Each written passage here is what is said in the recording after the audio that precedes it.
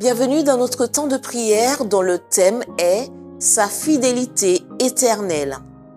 Si nous sommes infidèles, il demeure fidèle, car il ne peut se renier lui-même. 2 Timothée 2, verset 13.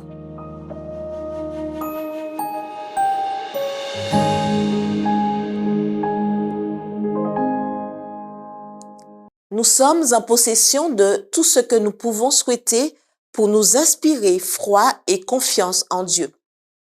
Quand un roi terrestre voulait donner à ses sujets le meilleur gage de sa véracité, il livrait son fils comme otage dont la libération devait suivre l'accomplissement de la promesse.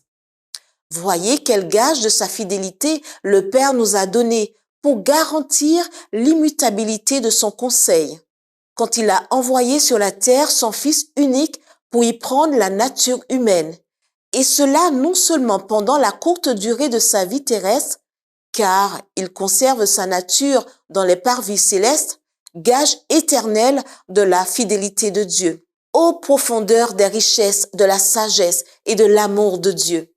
Voyez quel amour le Père nous a témoigné pour que nous soyons appelés enfants de Dieu.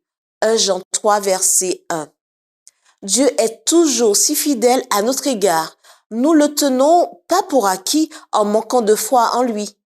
Il est fidèle à ses promesses, alors restons-lui fidèles comme il nous reste fidèle.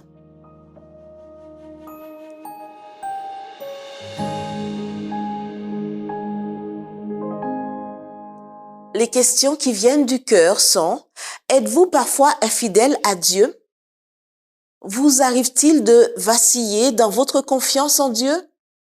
Rappelez-vous que malgré nos faiblesses humaines, Dieu nous est toujours fidèle et qu'il ne peut renier sa fidélité à notre égard.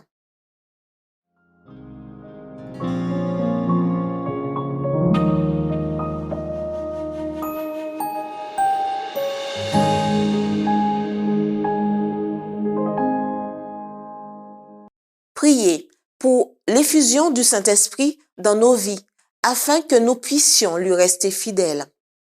Priez pour que les membres de notre famille et nos amis proches soient fidèles à Dieu. Priez pour les membres de l'Église vivant au Venezuela. Priez pour qu'il y ait une croissance de l'Église, un engagement accru envers Dieu et le service, ainsi que la ponctualité et la régularité dans la fréquentation de l'Église. Priez pour les pasteurs et les évangélistes laïcs.